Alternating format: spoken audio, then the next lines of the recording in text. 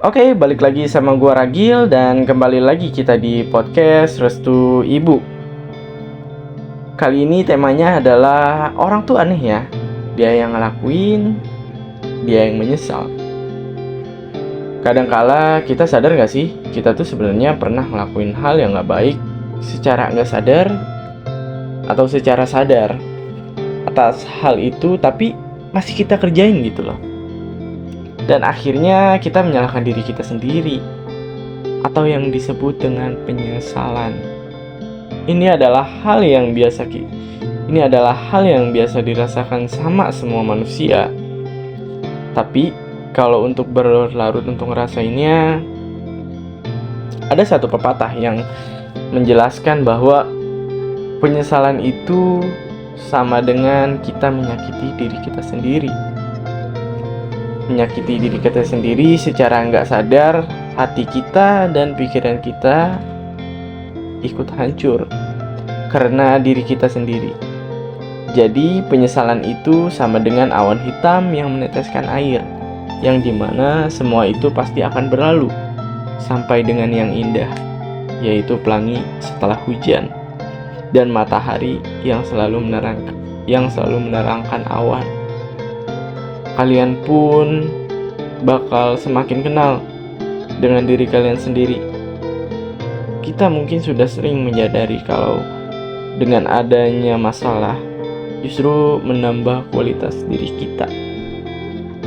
Entah menjadi lebih kuat, lebih bijaksana, atau lebih paham tentang sesuatu, hingga bisa saja tercerahkan secara spiritual atau tercerahkan secara ketuhanan. Terkadang semua masalah menjadi perantara bagi seseorang untuk mengenali dirinya sendiri. Oleh sebab itu, kita jangan terlalu banyak mengeluh, jangan terlalu banyak merasa penyesalan. Kalian sudah bagus kok, kalian sudah sadar sama hal yang kalian kerjain. Itu adalah poin pertama kalian untuk mengenali diri kalian sendiri. Oleh sebab itu, kita jangan pernah dulu untuk putus asa dengan masalah atau penyesalan yang lagi kita rasakan. Jadikan semua itu pembelajaran untuk dari diri kalian supaya lebih baik lagi dalam berpikir. Jadi rasakan semua rasa sakit itu. Dan ada istilah lagi, ada air yang besar yaitu ombak, dan ada air yang tenang setelah dihantam oleh ombak yang besar. Jadi bijaksanalah kalian dalam menghadapi semua itu, karena pikiran kita lah yang akan menyelamatkan kita dalam menghadapi permasalahan ini. Jadi jangan terlalu terburu-buru mencari solusi, karena pikiran baik akan datang ketika kalian tenang, dan pikiran buruk akan selalu meliputi kalian ketika kalian lagi emosi. Jadi upayakan diri kalian untuk tenang dulu, untuk dinginkan otak kalian supaya otak kalian tuh nggak dikendalikan oleh emosi. Otak kalian itu ya dikendalikan sama diri kalian sendiri.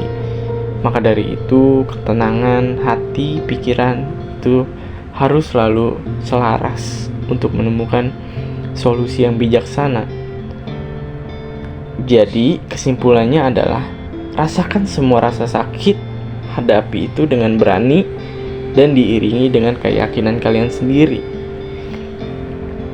Solusi timbul setelah kalian tenang. Mungkin